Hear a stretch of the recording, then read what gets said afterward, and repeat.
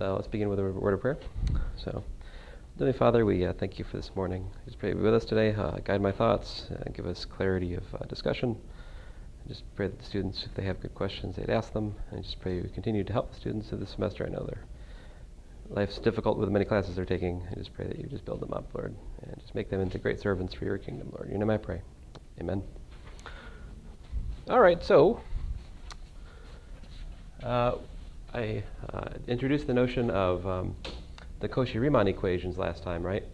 And we learned that, I claimed something about Cauchy Riemann equations last time that I need to prove today. So to start with, I really should define some terms. And I'm going to try to follow the order of my notes just so I don't get lost and forget to do something. Definition 2.211. And this is somewhat off the topic of the discussion today. It just defines what we mean by holomorphic. F, let me not use this marker. It's hard to see that one. F is holomorphic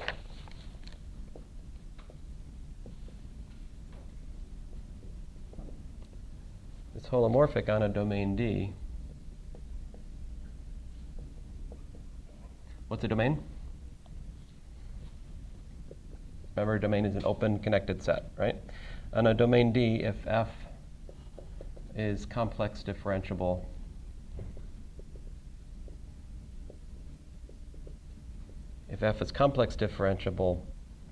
at each point in D.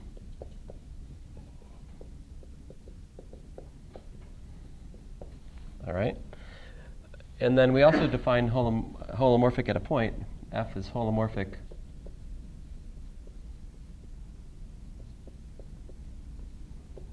at a point, say, Z naught, if there exists some disk, I think I should say open disk, D, which contains centered at Z naught, on which the restriction of F to D is holomorphic. Okay, so holomorphic is something that's, it's more than just a point, right? Holomorphic concerns the whole neighborhood of a point. Whereas complex differentiability, we can talk about at just one isolated point. You can say, is it complex differentiable, is it not? And so again, the definition of complex differentiable is what? What did we mean by complex differentiable, just to remind you? F complex differentiable at Z equals to Z naught if and only if what? F prime of Z naught exists and it's equal to the limit as Z goes to Z naught of F of Z minus F of Z naught divided by Z minus C naught, right? So that's complex differentiability. It just means that the complex difference quotient does what you like. As we discovered in previous class, that can be also characterized by the theorem of Cauchy-Riemann. It's another equivalent condition we have, the complex differentiability at a point. Okay. So I want to talk to you about real differentiability a little bit. What's the theory of real differentiability in the plane?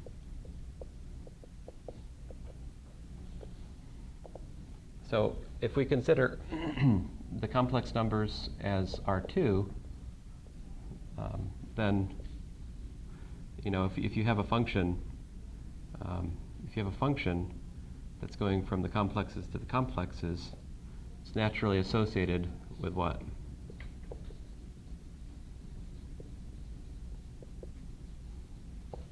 Something like, let's say, we can just as well think F as going from R2 to R2, right? And you can ask, what does it mean for it to be differentiable in the real sense? Like, what does that mean at a point? Well, that's where the so-called Forshay derivative comes into play. And basically the Forshay derivative says, well, let me just give you the definition.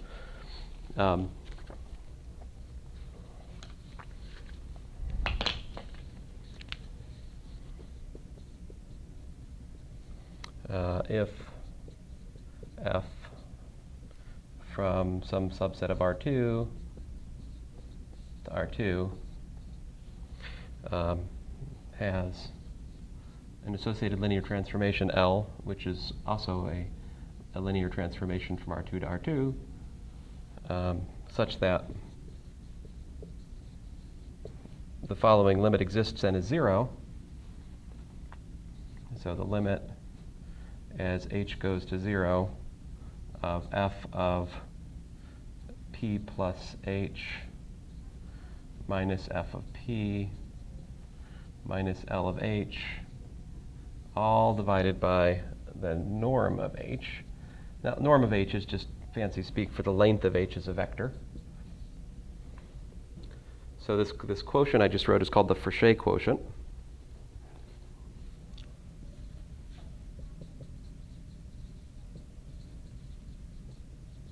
A little bit different than the difference quotient, all right? And in particular, the one big difference is that the Forshay quotient defines the derivative in the real sense implicitly as opposed to explicitly. I mean, here's an explicit formula for the derivative in the complex case, right? Here, this L of h is actually what we're going to think of as the derivative in the real case. If you have such a limit and you have such a linear transformation, then f is differentiable at p. Let me just emphasize real differentiable. Real differentiable at p. And we denote L is equal to d. Well, sorry, usually logically we put the thing we're defining on the left-hand side. So df at p is equal to L. Sorry, Nathan, in advance I put the p over there. It's just a notation. But moreover, so this is called the differential, all right, the differential of f. And that's associated, moreover, since this is a linear transformation from R2 to R2, you can write it in terms of a matrix multiplication. So the standard matrix of the differential is called the Jacobian of f at p, all right? And in particular, if f is equal to u comma v, we can decompose that as partial u partial x, partial v partial x, partial u partial y for the second column. Just look at what I wrote, don't. So here I'm assuming that the f has got component functions u and v.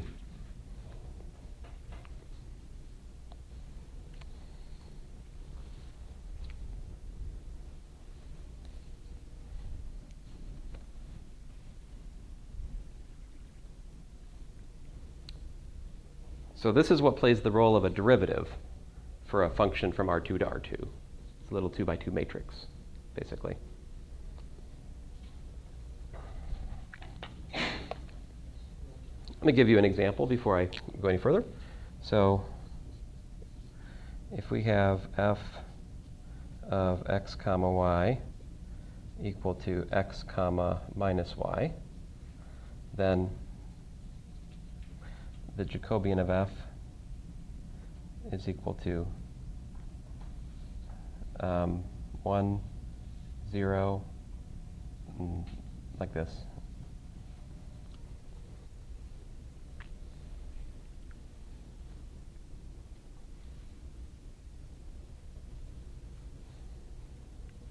By the way, there's another way to write this while we're at it. Sometimes nice to think this instead as partial f, partial x, partial f, partial y. You can look at it like that if you want. But, okay, let me not digress too much into this. Advanced calculus, we talk about this in depth, all right? All right, so how do you tell whether or not some function is real differentiable? Well, you have to propose a differential. You have to propose a linearization for the function. And then you have to prove that this Forshay quotient goes to 0, right? Well, that's kind of a drag. just like sometimes showing the complex limit's kind of a drag, right? So there's this wonderful theorem which relates real differentiability to what's called continuous differentiability. So definition, if we have f equals to, say, u comma v, and that's a function from R2 to R2, or we could also say on the complex is a complex function if you want to look at it that way. Either way, this definition holds. Then this is a continuously differentiable function. It's continuously differentiable at some point, say z naught, x naught comma y naught, if ux, uy, vx, and vy are all continuous near the point. And when I say near the point, I mean that there exists an open disk on which those functions are continuous. All right. I think I said this last time. Yeah. So df sub p equals L, that's the function L up there. Yep. Right? Okay. And it has a matrix that is the Jacobian. Yep. Can you operate on a thing by multiplying it by the Jacobian then? Is that how that works? Like we were talking about just regular numbers at first, and then you brought a matrix into it. What does the matrix do to just the elements of R2? Well, it's a matrix of functions. I mean, generally, but I mean it gives you the best linear approximation to a function. For example, if I have f of x comma y equal to, say, x squared minus y squared, comma, all right, 2xy, then my Jacobian matrix will be, let's see, the first, I get 2x, I get minus 2y from the u's, I get 2y down here, and I get 2x for the v's, like that. What does that have to do with the function? Well, that gives you a way to approximate the function. If I want to find a linearization of this nonlinear function at some point, I can use this to do that, like here explicitly. If I wanted to approximate f of xy, say based at the point x naught y naught, then I could say this is approximately f of x naught comma y naught plus 2x naught minus 2y naught, 2y naught, 2x naught times the difference x minus x naught, y minus y naught. This formula right here that I wrote in brown would give you the best linear approximation to that nonlinear function near the point x naught, y naught. That's what it's used for. Well, it's more than that, but that's what motivates the definition, is to find a linearization for the function near the point. Okay. Sort of a generalization of the tangent line. I mean, it's a function from R2 to R2. It's not really a line, but okay. Remind me, do not erase these examples. I'm not allowed to erase those. Okay, so theorem. And this is not really a theorem of complex analysis. This is a theorem of advanced calculus. But here's the theorem. If f is continuously differentiable at z naught,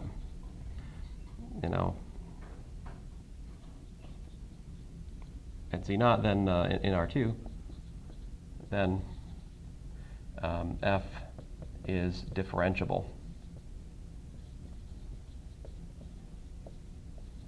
at z naught.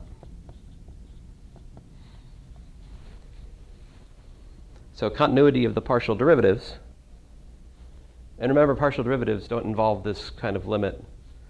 This is a multivariate limit. This is a two-dimensional limit. You can take different paths if they disagree. Game over, right? But partial derivatives are based on just limits of one variable. You're just looking at the value of the function along the coordinate axis. And so partial derivatives are much easier to calculate. And this is saying that if you can calculate partial derivatives, and if the partial derivative functions are continuous, then that suffices to prove real differentiability.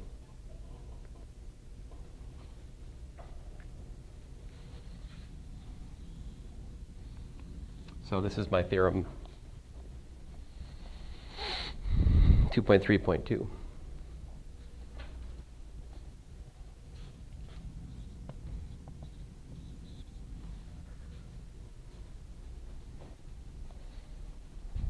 So how do you prove that?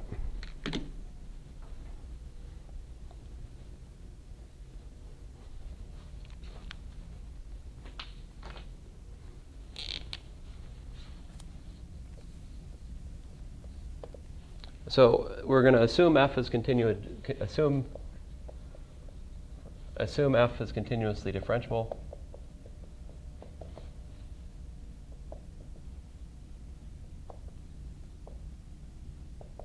All right. So notice that df, if it exists, is equal to du comma dv actually. So, how can I say this? Going back to this definition, this is the limit of a like f. Here, these are two component vectors. So f is u comma v. Each one of these f's is u comma v, and L is like a real comma imaginary, right? So this is the limit of a vector of functions. This limit exists and is 0 only if the real and imaginary parts of the limit are separately existing, or if the x component and the y component limit separately exist. So what that says then, because we have the limit of a function with two components is only 0 if both of the components separately limit to 0, that then means that, in fact, f is only real differentiable if the real and the imaginary component of f are separately real differentiable.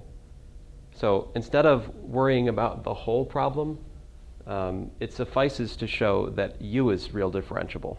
Okay, so, and we can focus on u. If I can show that, u is the first component of f. If I can show the first component of f is real differentiable, then by almost the same argument, I'll get that the second component of f is real differentiable. And you put that together, it gives you that u comma v is real differentiable, which is what we're after. All right, so I'm going to focus on u.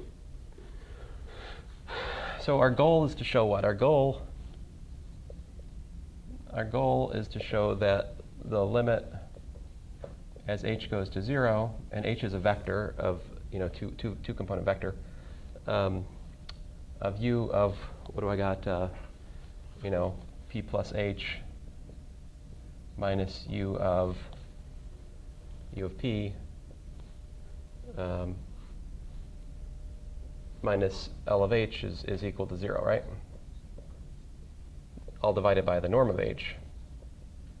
I need to show that that's equal to 0 in order to show it's real differentiable. So I need to propose an L of h. What should I make L of h equal to?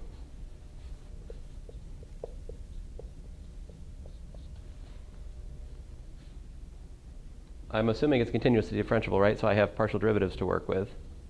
So what I'll do is I'll just do basically, it's essentially just the gradient of u dotted with h. Well, this is the gradient of u at the point P dotted with h, if you want to think of it that way. And here's the formula. It's h1 partial u partial x at P plus h2 partial u partial y at P. So I use the partial derivatives, which I'm assuming exist, to build the linearization. All right. Is that linear in h? If I replace h with like h plus k, is this a linear formula? Do I get additivity? Do I get L of h plus L of k is equal to L of h plus k? If I replaced h with a sum of two things, do I get the sum of, you can check that, in fact, L of h plus k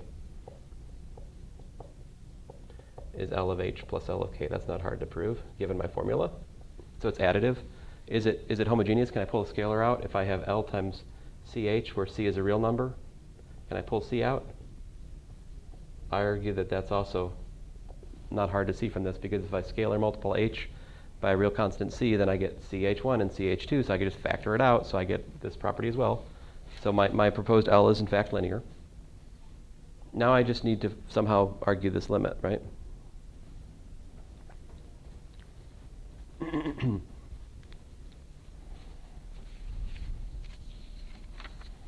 So here's how you do that.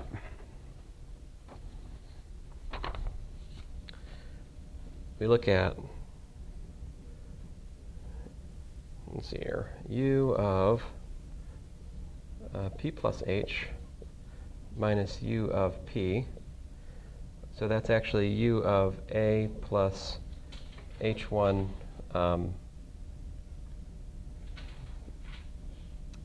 well, are you guys okay if I use the notation E1, E2 for the standard basis vectors? Everybody know what that means, E1 and E2? Everyone's good with that? If not, it's okay. I mean, so H1, this is really E1 plus H2, E2 because H is a two-component vector, right? So I'm just introducing E1 as this guy and E2 is that guy, okay? So you can, of course, write H as, P. I have A in my notes, it's messing with me. If I slip up and start writing A, stop me. So P plus H1, E1 plus H2, E2, and then minus U of A, all right? Now here's the super sneaky trick, is to rewrite this as P, now this is just the same, H1, E1 plus H2, E2. And then I subtract U of P plus H1, E1. And then I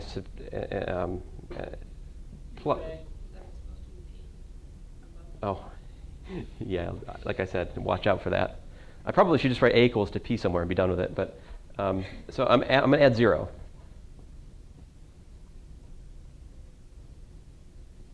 All right, I just added 0 here. And then I subtract U of P again.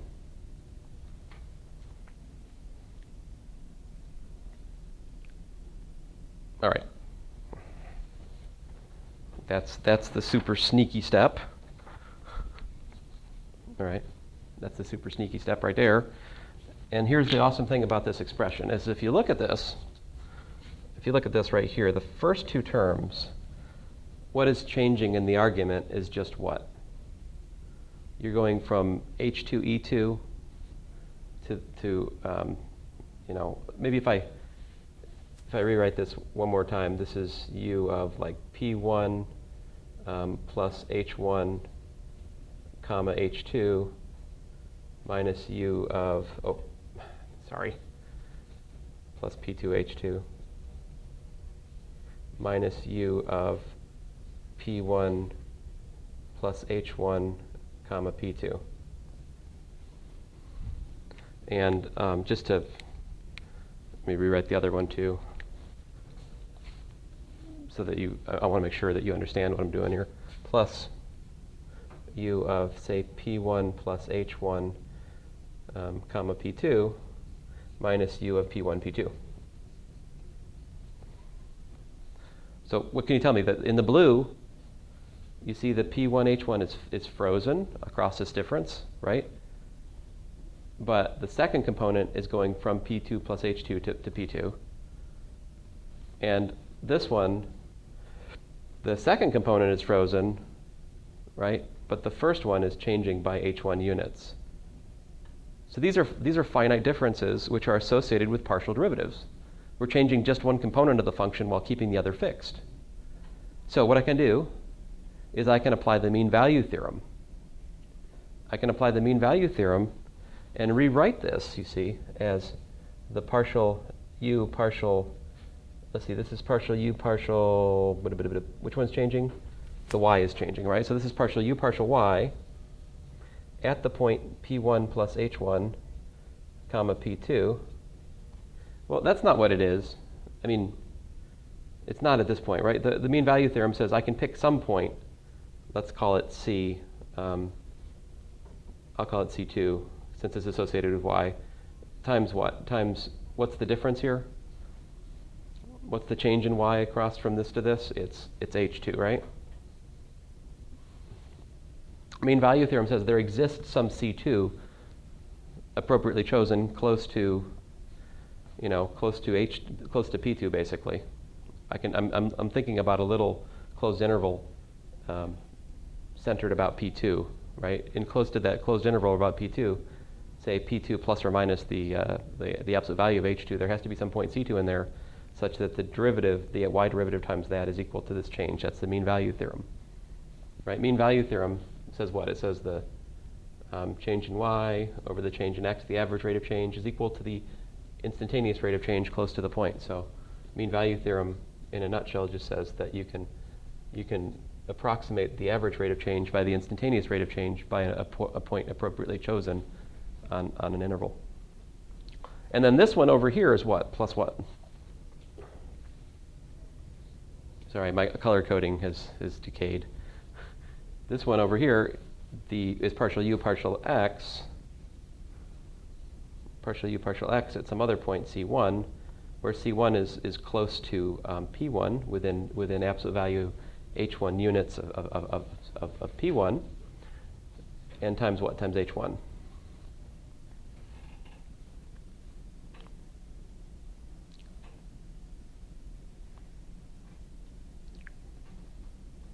Equals 0? Equals 0? No, it doesn't equal 0, but then if you'll allow me this to save us some writing, I'm going to work somewhat non-linearly here. Don't format your proof this way.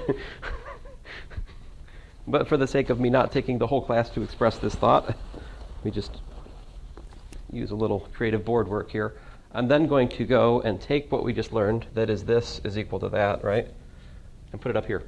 So we get u of p plus h minus u of p is actually equal to this, right?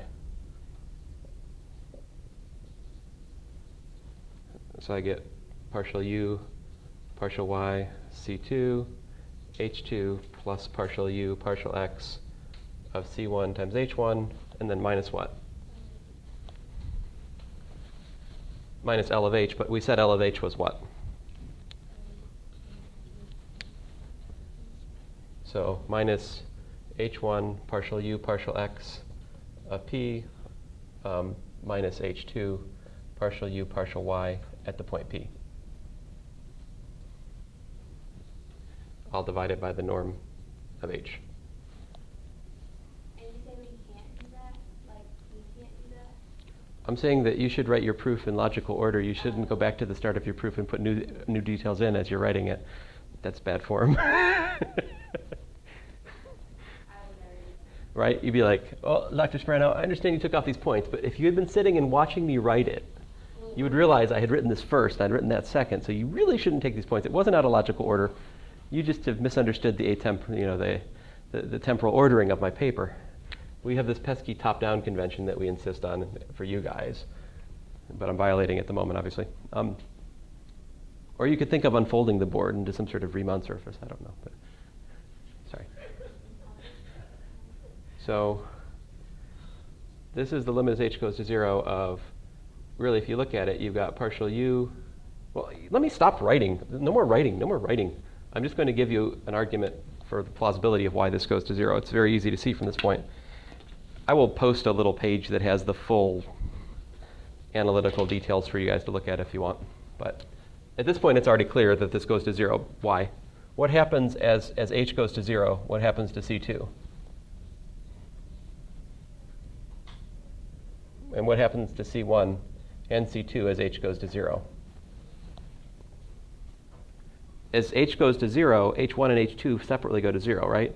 So you're squeezing this closed interval we're applying the mean value theorem on down to 0, which means that the point where the mean value theorem is picking up the derivative, it approaches p. Not 0, but p. So C1 and C2 both go to p. But because the partial derivatives are continuous, right? That's important. Because the partial derivatives are continuous, partial u partial y and partial u partial x, of C1 and C2 respective, these also go to the derivatives at p, which means that these cancel. Right? And so essentially by continuity, this goes to 0.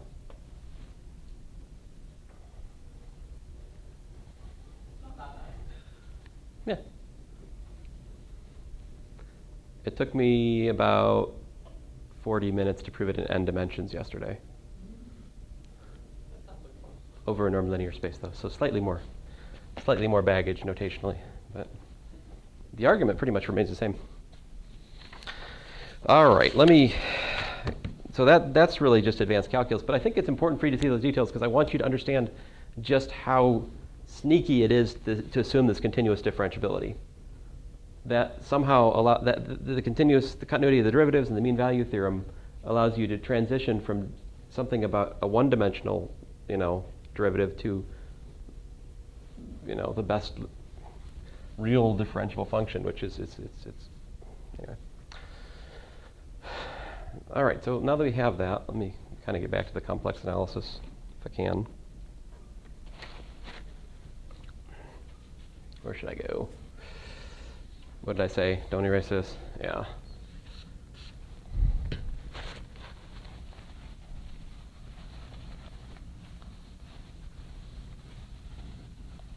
So in my notes, I didn't have this proof, all right? Because in my notes, I have the good sense to not distract you with this proof, but this semester, for some reason, I felt called to share this with you, so I did.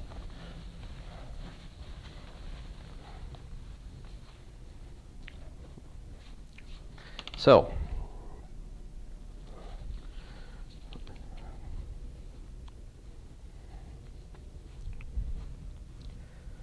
in fact, so there's a connection between, what's the connection, what's the notation here between the real differentiable world and the complex? So in the real case, I would write f of u comma v, right? But in our complex world, what do we say? This is what? U comma 0. Well, just to get straight to the point, we do u plus iv, right? So essentially, the convention is just what? Our E1 is defined to be the number 1, and E2 we say is I, right? That's essentially contained in the Argand diagram, right? This is E1 is 1. This is E2 is I, right? The real and the imaginary.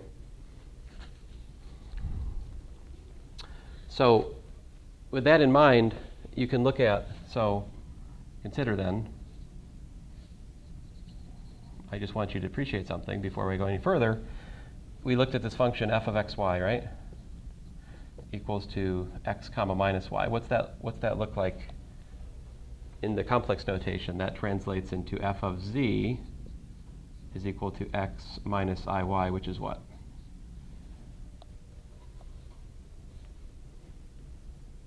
E1 negative E2.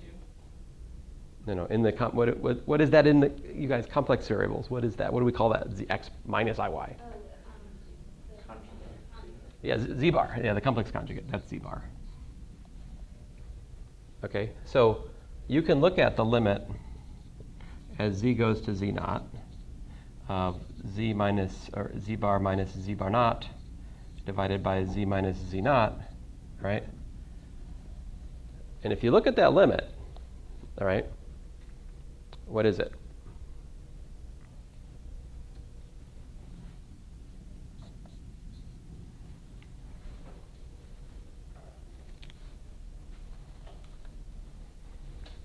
Does that limit exist?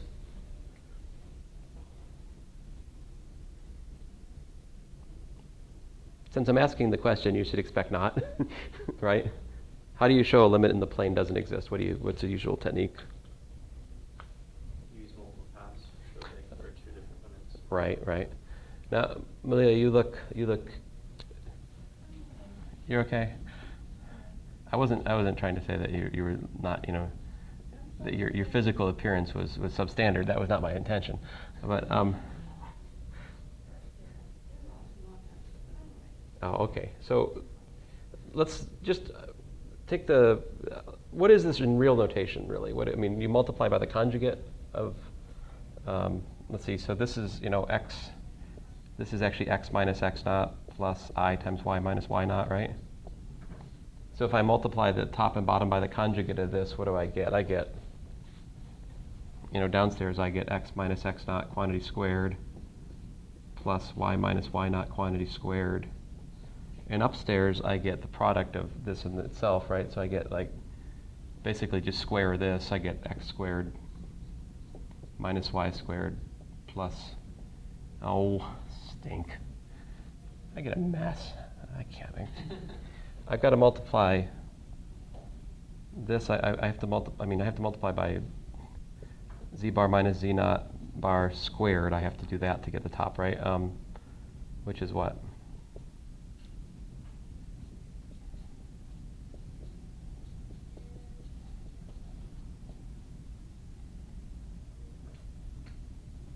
are you squaring it? Well, I multiply the top and the bottom by the conjugate of the denominator in order to remove the complex from the bottom. Okay. So, you notice the minus here. So, when you actually square that out, what do you get? You get x minus x naught squared minus y naught quantity squared plus 2I x naught minus x naught times y minus y naught. That's actually the real, so there's actually two limits in the plane hiding in this simple complex formula, right? I mean, that's the details. That's what's at stake when I ask you what's the limit of z bar minus z naught bar over z minus z naught. Did you realize that? That's what it is in real notation. So this only exists if the real and the imaginary parts separately exist, right? So basically I can just, I don't want to write anymore, I've written too much already. How would you show that that limit doesn't exist? What can you do?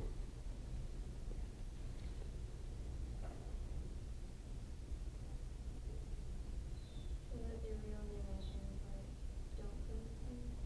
Well, they don't, the real and imaginary part could go to separate values, but I mean, the point is to, if you just choose two different paths and you'll see that this doesn't exist if you choose the right paths. So, I mean, this problem I already happen to know. If we look at the point z naught, if I look at this path, which would have, what would this be? This would be something like x naught plus y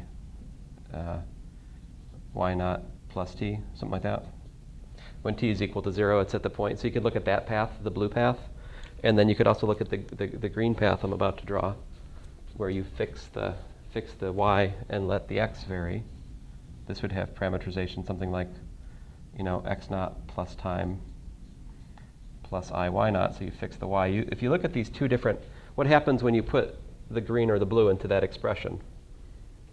If you put the green in, the y's cancel, right? Everywhere there's y's, it cancels. So this vanishes, right?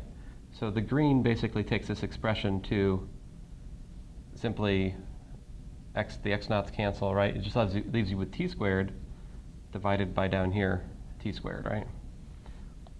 Which goes to 1 as t goes to 0, which is approaching the limit from the horizontal direction. If you just plug in z equals to that green expression, that's what happens. What happens when you plug in the blue? Well, you plug in the blue, well, x minus x naught, this term is 0, so the imaginary piece dies again. And what happens to this up here? Well, then the x term cancels, right? And so when you look at the blue limit, that was supposed to, oh man, my color coding has been spoiled. I'll fix it. When you look at the blue limit, you get minus t squared over t squared, because this term gives you a t squared, whereas this 0, that becomes t squared. Of course, this goes to minus 1 as t goes to 0, right? So here we have a two-dimensional limit with two different path limits, the horizontal and vertical path through z naught. They disagree. Therefore, that limit does not exist, right?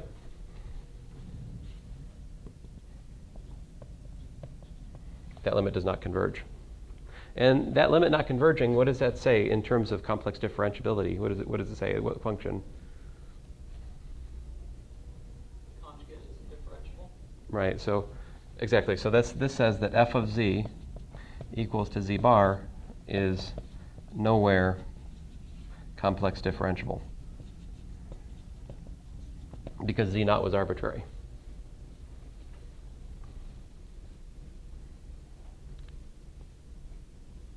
But is that function real differentiable?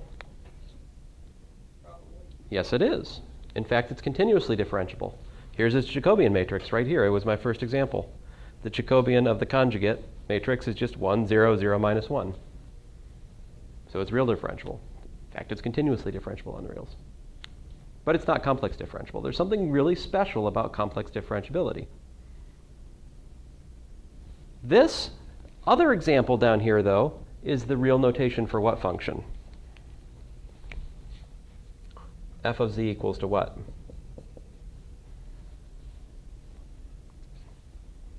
I'll tell you, this is actually z squared.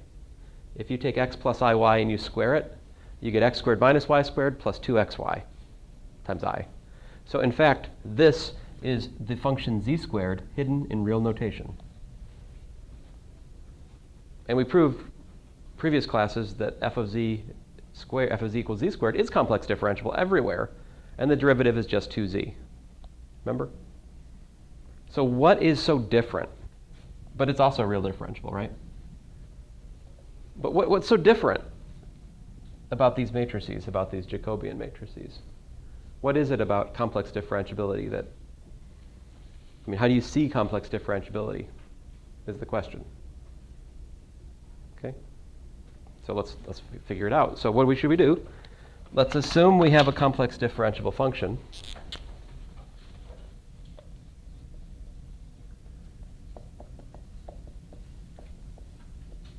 Right? And let's show that that implies it's real differentiable. I claim that that's true.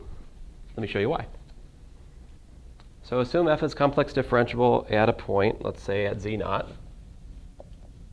Then what did we have? By Carathéodory, we can write f of z is equal to f of z naught plus phi of z times z minus z naught.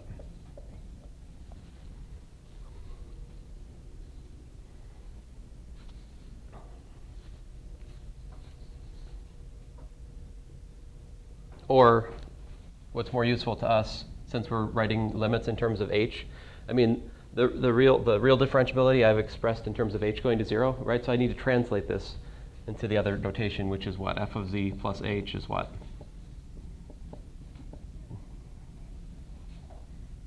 F of z, right, plus phi of z naught. And let me just get straight to the point. F of z plus h minus f of z is equal to phi of z naught plus h times h. So here you go. This is the criteria of Carathéodory expressed in terms of h going to 0 as opposed to z going to z naught. You guys agree? I want to show that this allows us to define the differential in the real sense in a very natural way. So what are we trying to show? We're trying to look at the Forshay quotient, right? Which means that instead of looking at it's almost the difference quotient, but it's just slightly perturbed.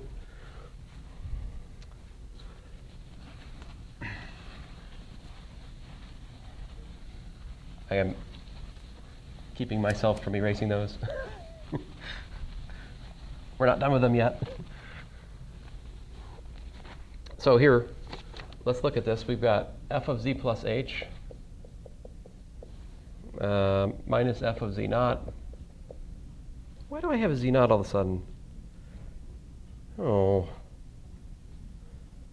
I think my z's are actually all z naughts, guys. There's some unfortunate typos in here right now.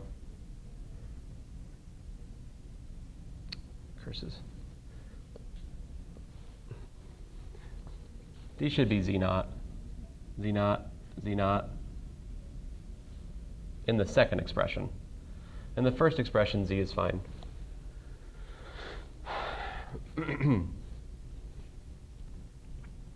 I mean, to get from the first expression to the second expression, simply set z equal to z naught plus h, right? That's how to transition from this world to the other world. You set z is equal to z naught plus h. That's how I get from there to there.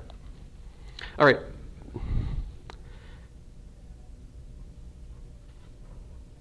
So we have f of z naught plus h minus f of z naught.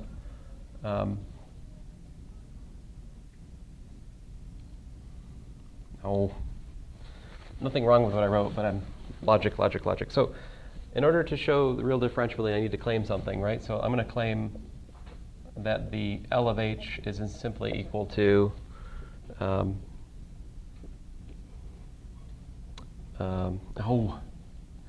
Again, that's the notation here, df at z naught of h, the differential. I'm going to say that the differential is really just f prime of z naught times h. Let's see if that works. So for h not equal to 0, what do we have? We have f of z naught plus h minus f of z naught minus f prime of z naught times h divided by the modulus of h. Now the modulus of h is the vector length anyway, right? So modulus of h is equal to vector length of h. Now I can use the theorem of Cauchy-Riemann, right? What's this equal to? I can replace the change in f with what? Yeah, phi of z naught plus h times h, right? Minus f prime of z naught times h, all divided by the modulus of h. Yeah, we could factor out an h, right. So this gives us h over modulus of h times phi of z naught plus h minus phi f prime of z naught, like so.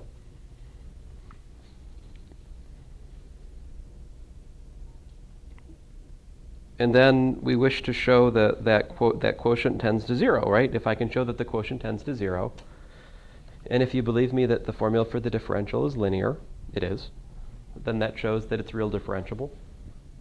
But not just that, it shows that it's real differentiable and the Jacobian matrix is somehow connected to the complex derivative in a very, very simple way. So how do we show that this goes to 0? I'll use a squeeze theorem argument. Okay, so this is less than or equal to the modulus of h over the modulus of h, of course. And then we have the modulus of phi of z naught plus h minus f prime of z naught, right? Now, as h goes to 0, what happens to the thing I wrote on the right there? Of course, these cancel, right? Because h is not equal to 0, right? We're taking the limit. And then so as h goes to 0, remember what happens? Phi of z naught plus h goes to what? Yeah, it goes to phi of... Now, how do I know that phi is continuous?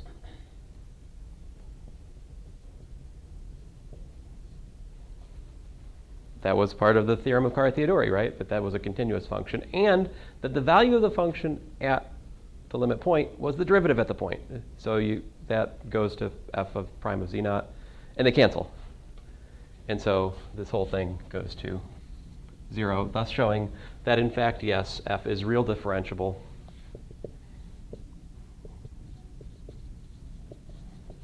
Real differentiable at z naught with the differential of f at z naught, h equals to f prime of z naught times h.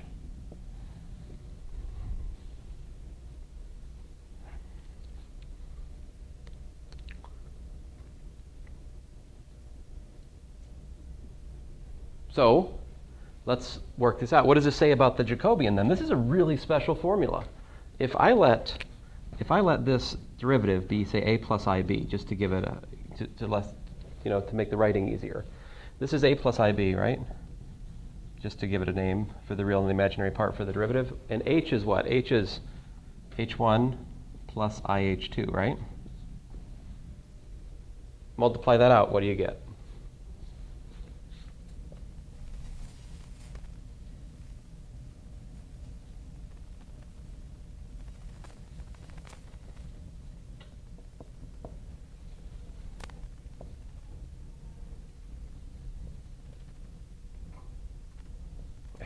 I can't decide what order to write it in.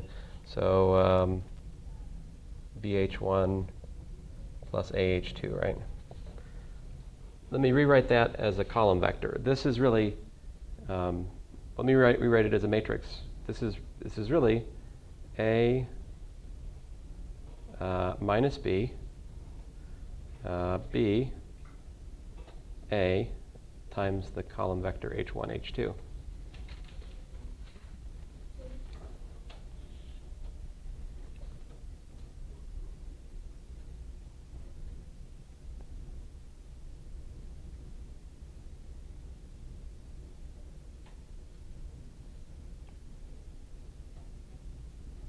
Do you guys follow that step?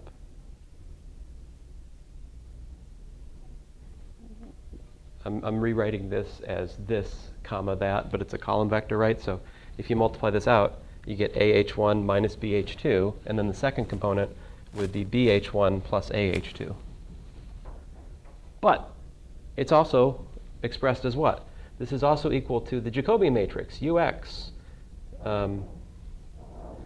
the VX, UY, VY, equal to H1, H2, right? This holds for all possible H1, H2, so it follows that these two matrices have to be equal.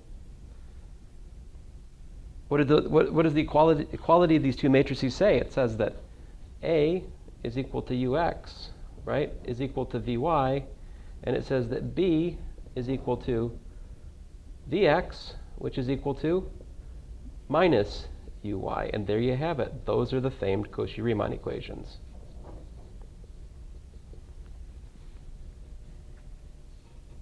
What's really going on here is the reason we have Cauchy Riemann equations is because I can write the real differential in a very special form. The real differential that can be expressed as multiplication by a complex number. Now, algebraically, what that means is you can factor out complex scalars from the real differential. And that's what it really means to be complex differentiable.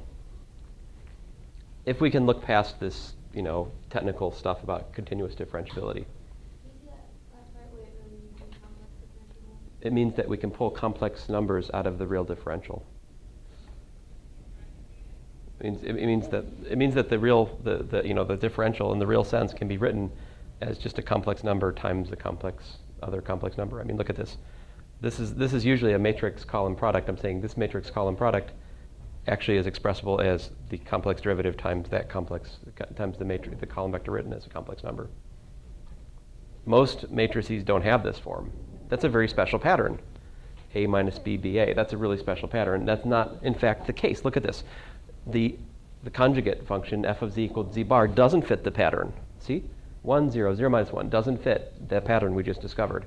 This one, on the other hand, the f of z equal to z squared, you got these guys match and those are off by minus.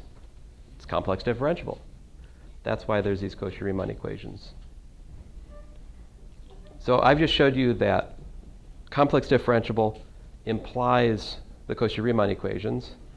The converse direction is also true. If you have a real differentiable function and the Cauchy Riemann equations hold, you can reverse this argument and argue that the complex derivative is simply built from these components of the Jacobian. So this argument can be reversed. The reverse is in my notes.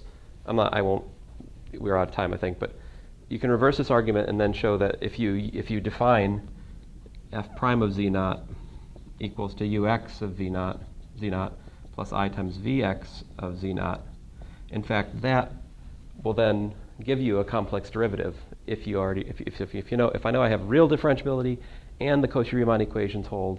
It then follows that it is complex differentiable, and that's the derivative.